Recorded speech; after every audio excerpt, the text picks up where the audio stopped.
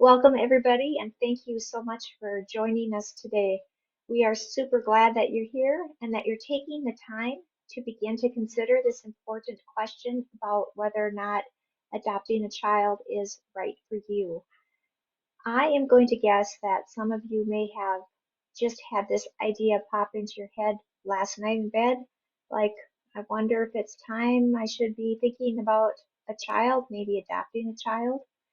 There might be some of you who have been having difficulty conceiving, and now it is to the point where you wonder if forming a family might happen through adoption instead. There's probably a lot of other reasons why you're here today. Whatever the case, we are super glad that you are with us.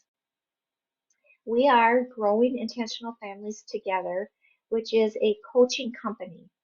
All of us coaches here are part of an adoptive family. We have three adoptive parents and one adoptee. So not only are we going to be bringing you some solid information to inform your decision, we're also bringing you our professional and personal experience, which we feel really can help people make a decision. And we're here in a non-judgmental manner. We're not connected to any social service agency, any religious organization. We don't match parents and children. We are simply here to help you decide. And we also recognize that adopting a child is not always a good fit for everybody. And so this course, we feel that we'll be mentioning later too, certainly sets you on a good path to making a solid decision for yourself. So today, we are going to be covering some important topics. We're going to be talking about some factors that might hinder or complicate your decision. We're also going to be pointing you towards the direction of reliable resources for you. And we are also going to be looking at characteristics that are essential for prospective adoptive parents. And finally, we're going to be pointing you to the experience and the perspective of an adoptee, which of course is super important. So let us begin. I'd like to introduce to you my colleague, my wonderful colleague and coach, co-worker, Susan. Thank you, Coach Sally. Welcome. I'm Susan, and I'm glad to be with you today. Here I am in this photo with my husband, Ken. We're definitely older, and I think a little wiser than when we were just starting to discuss the possibility of adopting a child. I imagine we were right where you are now, wondering, hey, can this adoption thing really work for us to create a family? Or in our case, it was expand our family. The answer for us was yes. And eventually, I became an adoptive mom of not one, not two, but three children. Each adoption was different. There was and is no cookie cutter way to adopt. There are state and agency requirements and the question of whether you meet them. Sometimes complicating adoption efforts are factors and characteristics about the individual or the couple that speaks to the question, can you adopt, which in turn can impact the decision, will you adopt? For example, we had children from my husband's previous marriage. He was older, there were age requirements, and we are Jewish. So that additional factor caused us not to always be a perfect candidate in all the agencies. So, outside rules and regulations and personal factors have to be considered in making a sound decision to go ahead and pursue adoption or not. When we were considering adopting, it seemed like adopting internationally would be a good fit for us. Well, had we not been able to travel one, two, three times, remain in that country for at least a month, in other words, meet the country's travel requirements, and all the while make a living while in that country, we might have declined that particular pathway to adopt. And that might have led us to consider adopting here in the States, which had its own set of requirements to meet. For some people, the decision might be actually to step away from adopting altogether. So, getting to the decision requires you to carefully consider whether you will be willing and able to do what may be required of you. By the way, we go further into adopting requirements in our 6-part on demand course, also entitled, Is Adopting a Child Right for Me? Another complication that I know muddies the path to deciding to adopt or not is the amount of information out there. A few years ago, I was a guest on a For Men's Only podcast discussing the questions that men might have about adoption. The first question often asked whether man or woman is about the cost of adopting. So when I told the podcast host my common professional experience, he responded, Geez, Coach Susan, that seems like a no brainer. Just Google it. By the way, that question is actually answered with a that depends kind of answer. I imagine the podcast host looked rather like this fellow over here in this photograph after his own Google search on adoption. When you first start thinking about if adopting a child would be something you want to pursue, there's a lot more to finding out about it than simply looking up information on the internet. And if you're like me, you'd want information that's sorted out and up to date. Factual information based on reliable sources. Our course that I previously mentioned is a guide on this path to decision, a guide pointing out the important features of adopting and also pointing out what are the red flag warnings of not okay, don't go there. And I think this is so important that right now you don't know what you don't know. So we highlight features of adopting that you may be unaware of, but need to know in order to make an informed and confident choice. Thinking about where to turn for guidance and all the information floating out there makes me think about information of another type, anecdotal shares from friends, relatives, even acquaintances. Perhaps you've already heard an earful on the adoption option. But how we think about adoption or talk about adoption has changed in so many ways. What may have been the case years ago, or even just a few years ago, is not the case now. Adoption is a somewhat fluid process. Requirements change, among other things. So sometimes myths may be presented as facts. That means your trail map for bridging the information gap should also consider the wannabe trail guides, the well meaning, well intentioned folks out there who may be sharing outdated information based on incorrect assumptions or just plain wrong.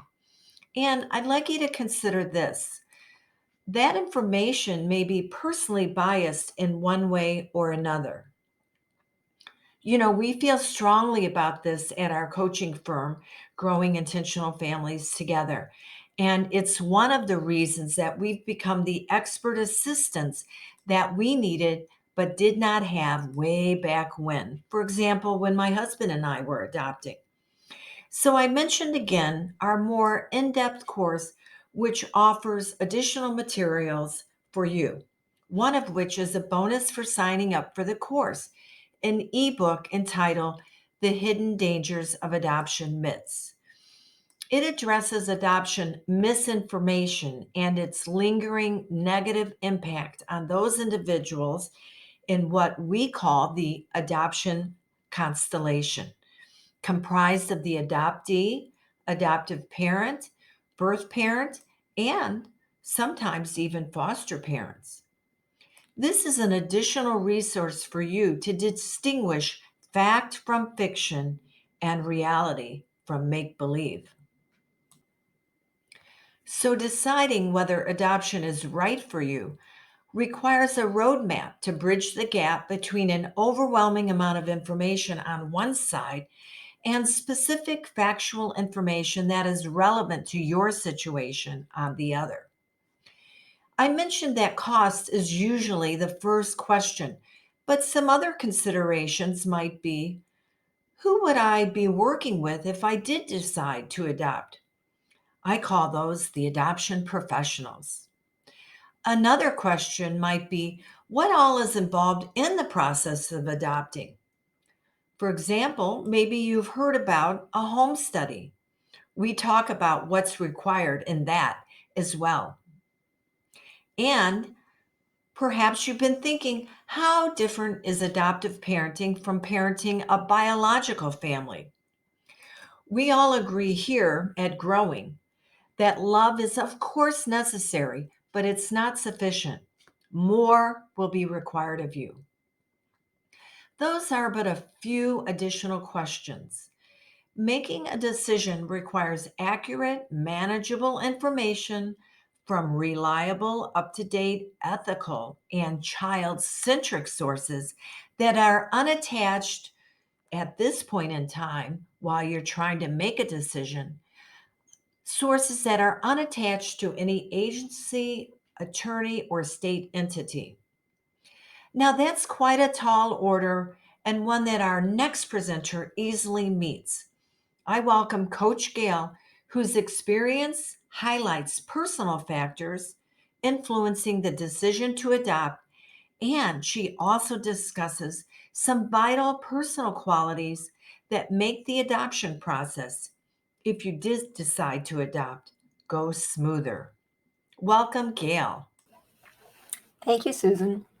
As you said, deciding to adopt is a huge and life changing decision, one no one wants to make too quickly. But my husband and I took thoroughness to an extreme degree. Let me explain. Long before we married, we knew that I could not get pregnant, and yet it still took us 14 years before we adopted our first child. You might wonder why it took us so long. Well, it's because we wanted to get everything exactly right, and that search for perfection kept us stuck.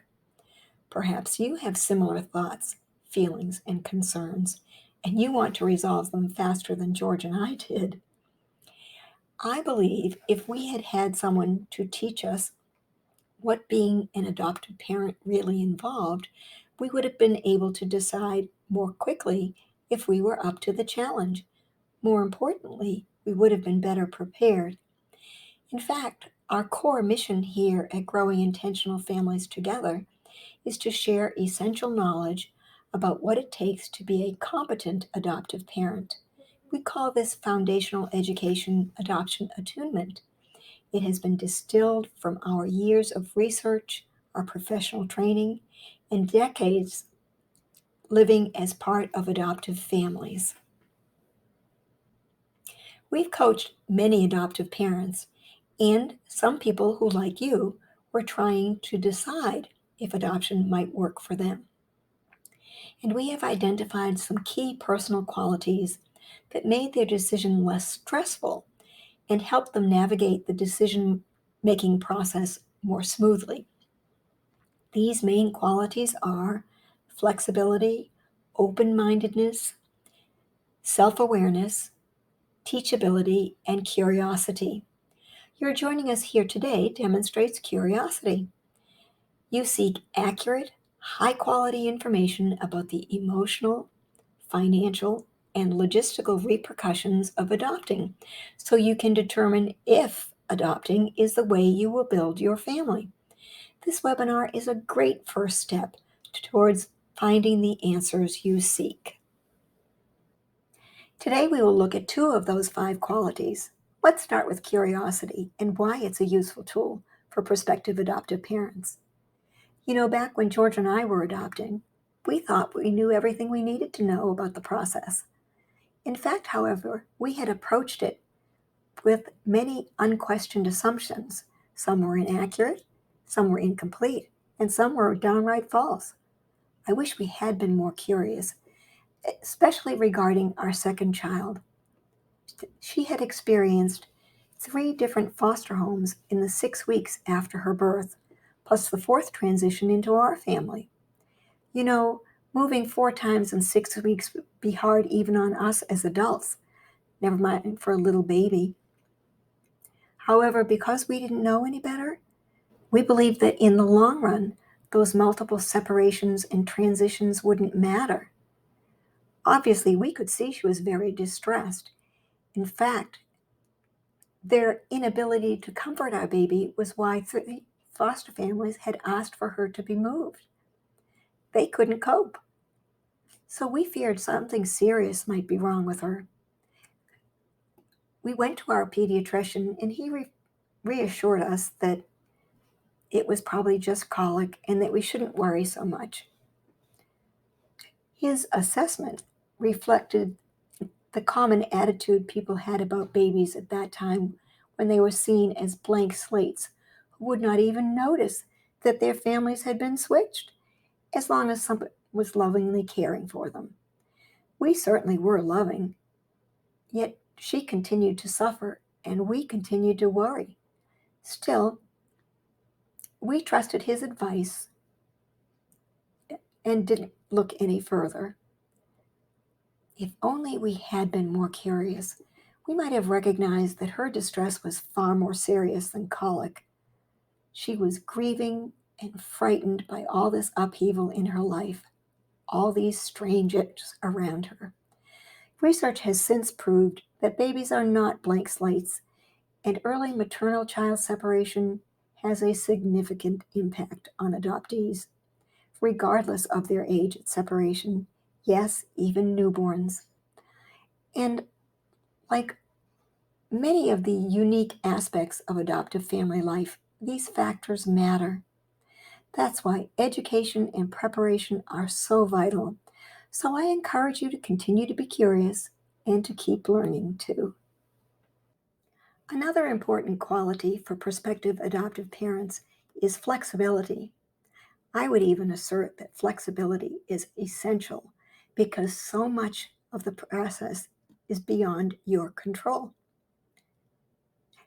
Again, let me share a personal experience. The agency that George and I used required that all prospective adoptive parents promise that at least one parent would stay home full time for the first 12 months after a child was placed with them.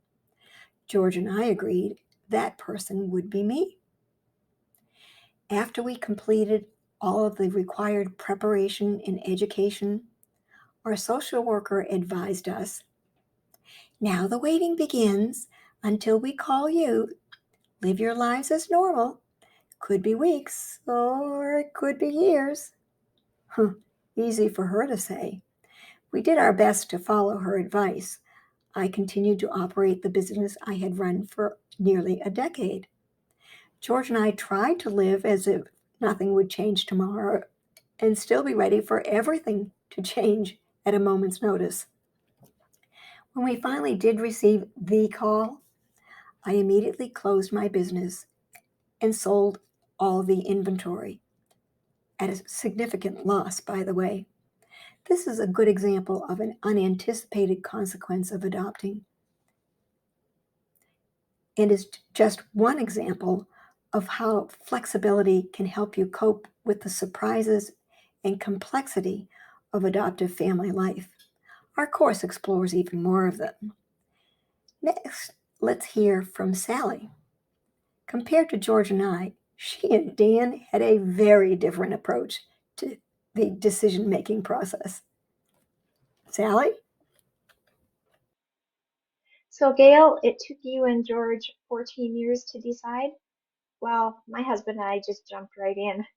I'm usually a thinker person, and I even have a t-shirt that my friend gave me that says, stop a minute while I overthink this.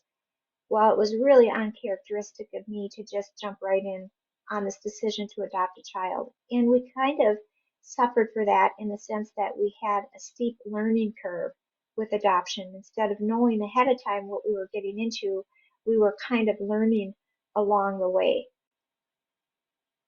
With our first child, we discovered that there were many different ways to adopt, which we didn't know.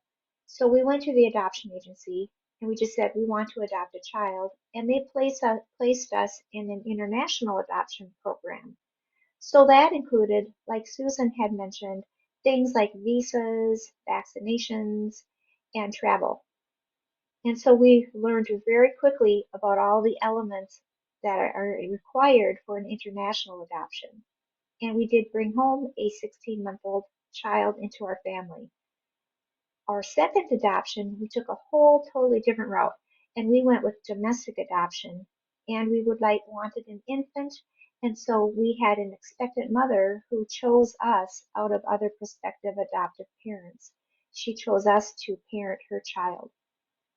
And then one day, a couple years after that, I was watching a TV show about the needs of older children for families, and so we decided, my husband and I, to go ahead and adopt an older child.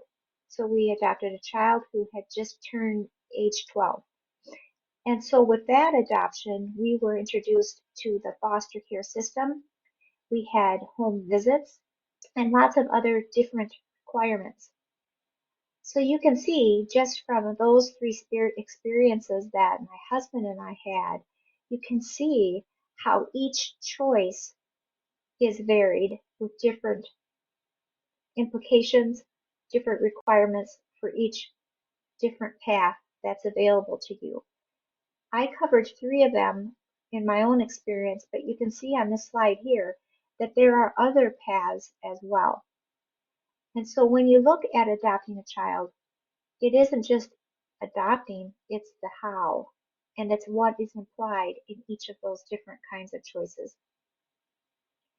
Now, we spent quite a few minutes here thinking about how adopting a child would affect the adult, but there is a human being in the center of this we really haven't talked about yet, which is the child.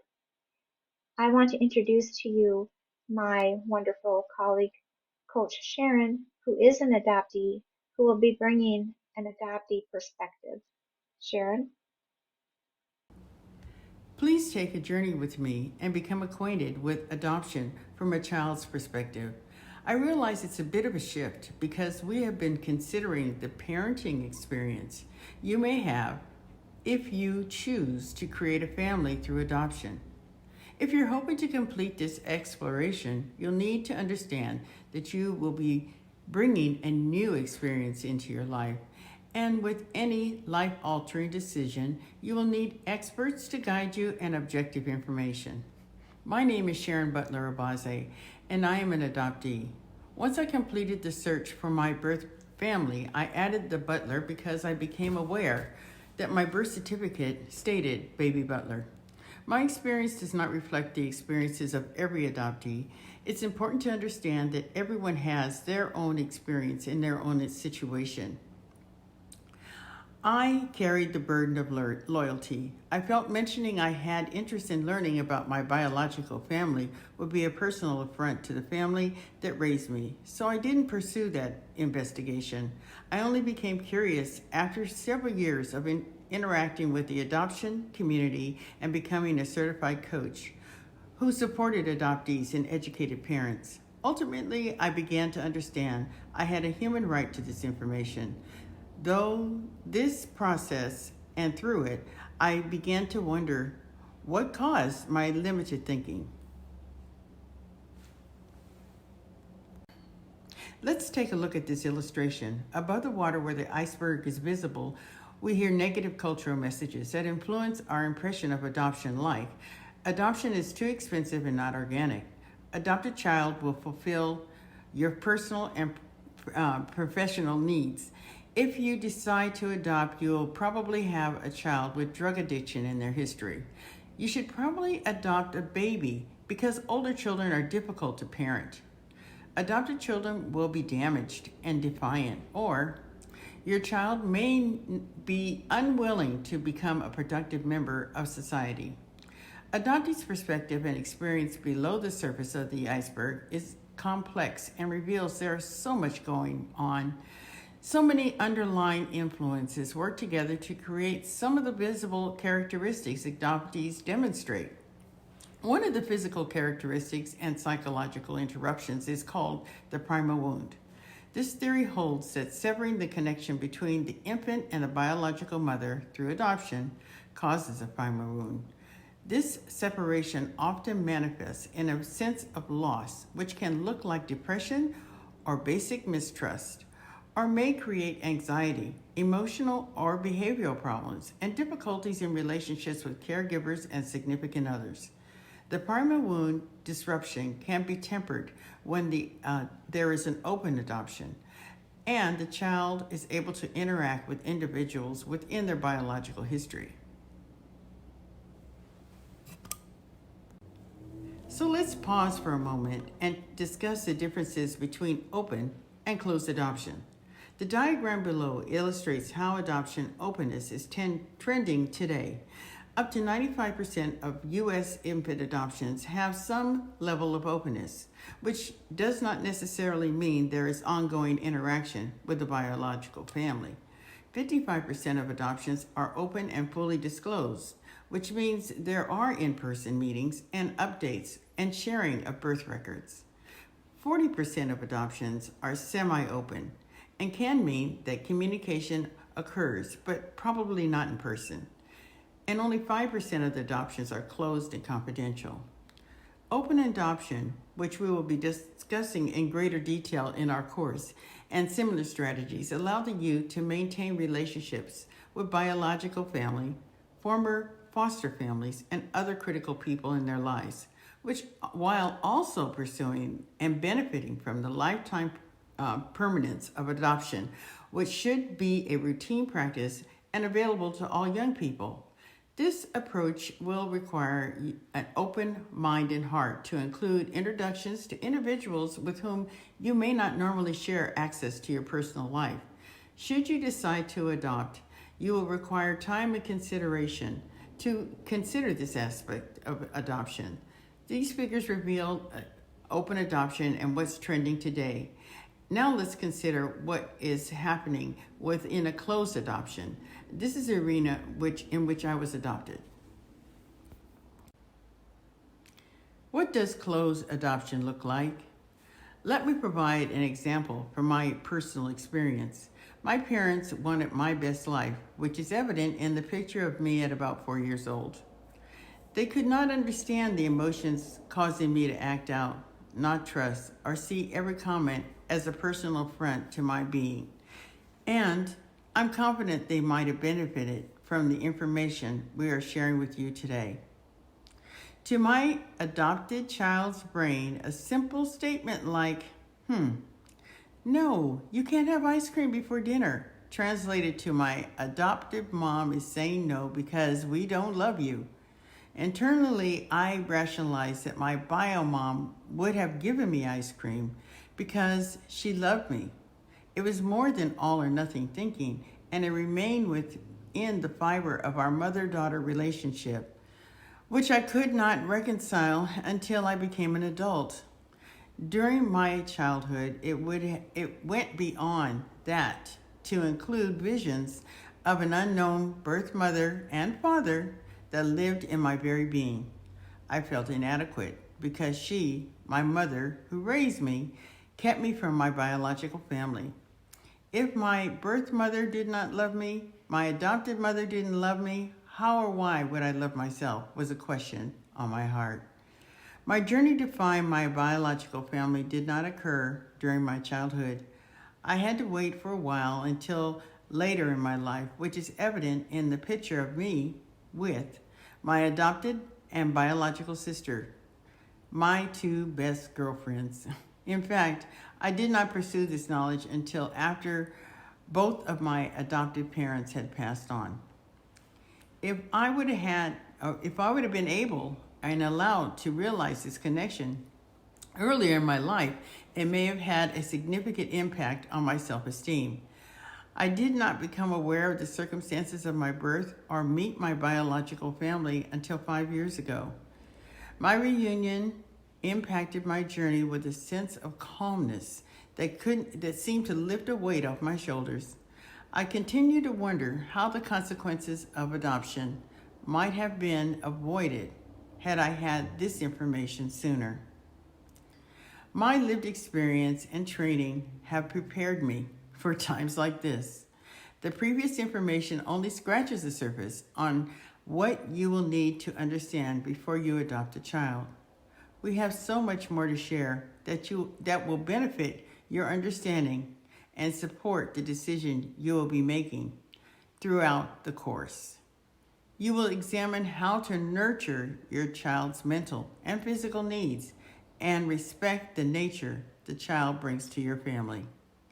In conclusion, I would like to state adoption is not for the faint at heart. It can be a fantastic journey. The rewards come while you are in the process of watching your adopted child's growth. The benefit of factoring in the adoptee's perspective right from the start will only enhance the outcome. Now let's hear again from Coach Sally. She will address some of the other complexities of adoption.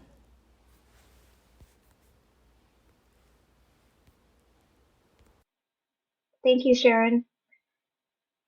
Well, we have really covered a lot of things in a short amount of time. We've gone from outside requirements, we've looked at personal characteristics and requirements, and we've also talked about the adoptee perspective. So I want to take a moment to check in with you right now and just see how you're doing with this question. My guess is you're thinking, this wasn't as easy as I thought it would be. And with that thought comes other considerations, right?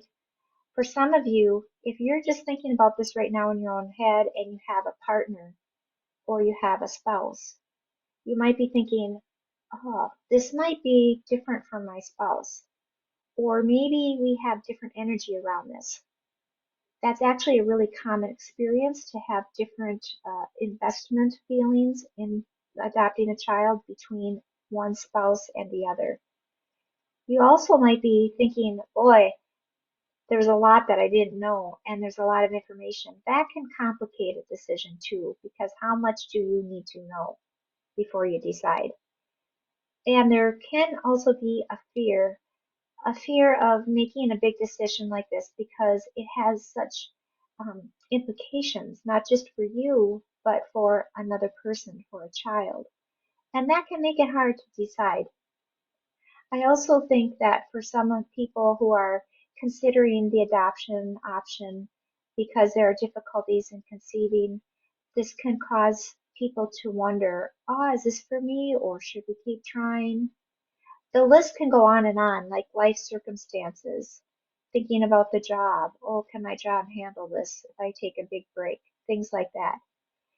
These are the kinds of considerations that make this decision harder to make. And yet these considerations are really important.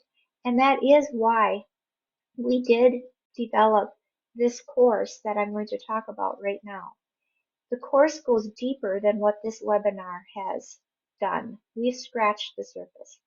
We created a course for you, a 6-module course that takes all of these complicating factors, all of the energy and time that you might have to take thinking about that by yourself, and it puts it in a 6-module course that helps direct your decision. It lifts the load of having to decide this alone.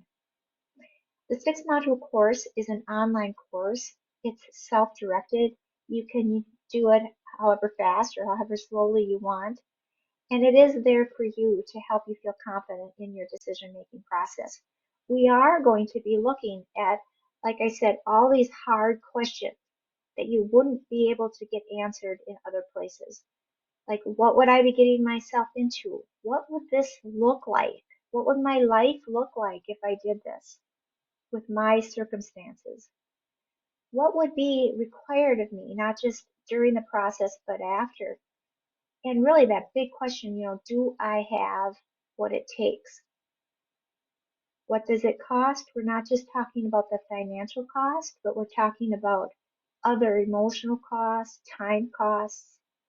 And then if you do decide to adopt, what would be your first step? We also talk about if you decide, I don't think I'm going to do this, what are some other ways that you could be in a child's life if that really is one of your goals, is to be in a child's life? We have two options with our course. The first one is option one, where we have the modules I talked about, and we have these wonderful bonuses and added um, resources to help you decide. After each module, we have what we call the Dig Deeper questions, which are wonderful to have you think personally about this decision.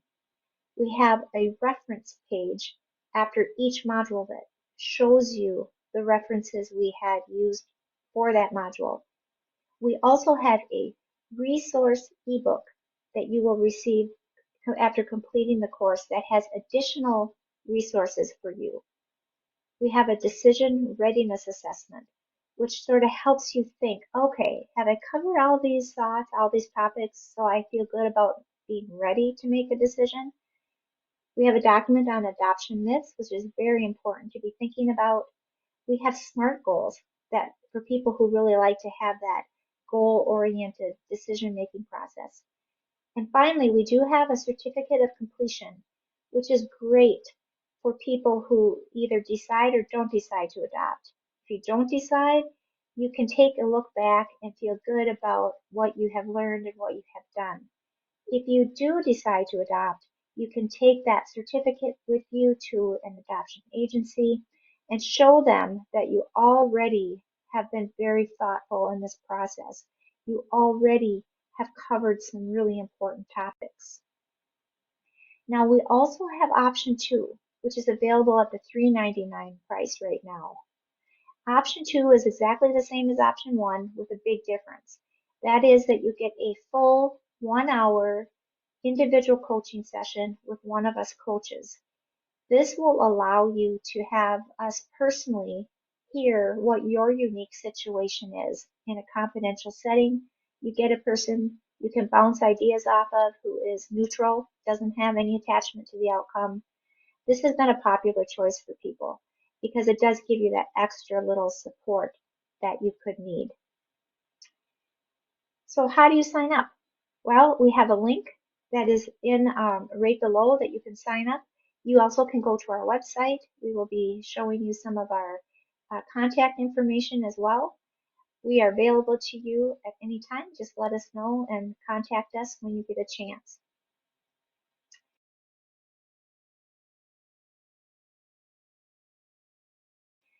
Thank you so much for joining us today. It is an honor that you took the time to consider this important question. We do look forward to getting to know you in another way. And whatever you decide, we wish you all the best on your personal journey.